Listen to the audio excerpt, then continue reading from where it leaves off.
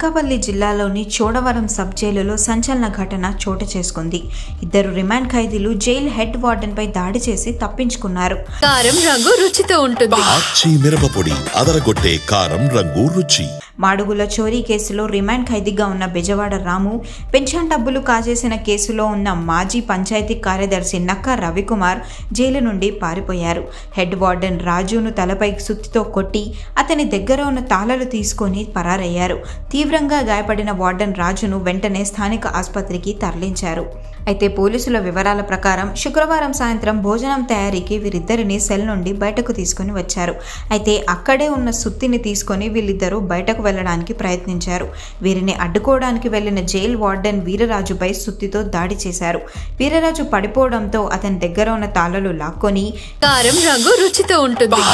మిరపపొడి అదరగొట్టే కారం రంగు రుచి.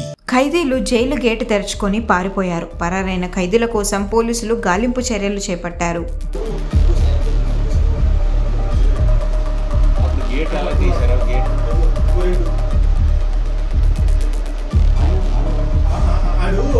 గడపెట్టేసాడు